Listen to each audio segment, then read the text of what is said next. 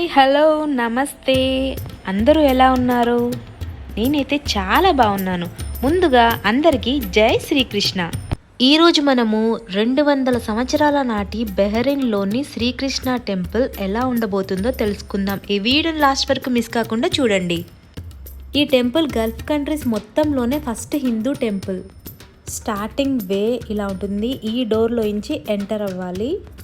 ఈ టెంపుల్ 1817లో తతాయ్ బాటియా అనే హిందూ కమ్యూనిటీ వాళ్ళు స్థాపించారు.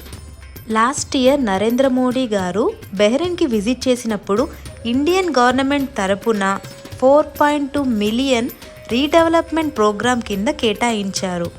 దీన్ని బట్టి ఇండియా బెహ్రెయిన్ మధ్య బలమైన సంబంధాలు ఉన్నాయని వ్యక్తమవుతుంది.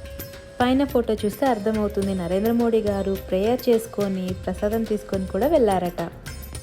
ఇక్కడ టెంపుల్కి వెళ్ళే దారిలో ఇలాంటి డిఫరెంట్ షాప్స్ కూడా ఉంటాయి. మేము అక్కడే ఫొటోస్ దిగాము. అక్కడ ఫొటోస్కి కూడా చాలా బాగుంటుంది. అండ్ మేము అక్కడ టెంపుల్ లోపలికి వెళ్ళే వే దగ్గర కూడా దిగాము. కాకపోతే లోపల మాకు వీడియో లైవ్ క్యాప్చరింగ్ అనేది మాకు కుదరలేదు.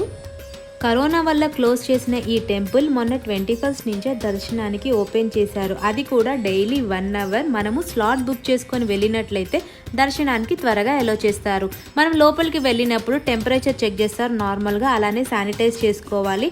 ఇన్ కేస్ స్లాట్ బుక్ చేసుకోకుండా వెళ్ళినట్లయితే మనకు అక్కడ సిపిఆర్ నెంబర్ అలానే ఫోన్ నెంబర్ కూడా రాసుకొని లోపలికి దర్శనానికి అలో చేస్తారు. ఇక్కడ టెంపుల్ బయట మనకి పూజా సామాగ్రి అమ్మే షాప్స్ ఉంటాయి. అక్కడ అన్ని రకాల పూజా సామాగ్రి, పూలు, అలానే అన్ని రకాల దేవుడి పటాలు కూడా దొరుకుతూ ఉంటాయి.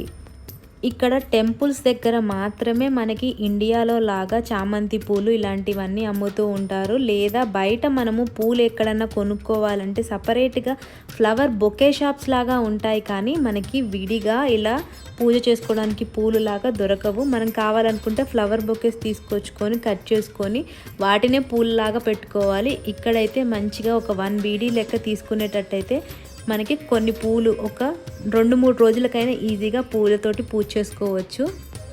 ఇక్కడ కృష్ణుడిని శ్రీనాథ్జీ అని అంటారు. ఇక్కడ కృష్ణుడి టెంపుల్లోకి రాగానే అగర్బత్తి స్మెల్ వస్తూ ఉంటుంది. అది గుజరాతీ స్టైల్ శ్రీనాథ్జీ టెంపుల్ లాగా అన్నమాట. ఈ టెంపుల్ రీడెవలప్మెంట్ ప్రోగ్రాంలో కళ్యాణ మండపం కూడా కడుతున్నారని చెప్పారు అక్కడి వాళ్ళు.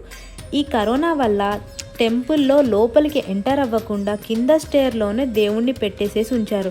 ఎందుకంటే లోపలికి వచ్చి దండం పెట్టుకొని వెంటనే బయటికి వెళ్ళేలాగా. పైన చూసిన పిక్లో మీకు అర్థమవుతుంది. ఇక టెంపుల్ లోపలికి రాగానే మనకి రావి చెట్టు కూడా కనిపిస్తూ ఉంటుంది.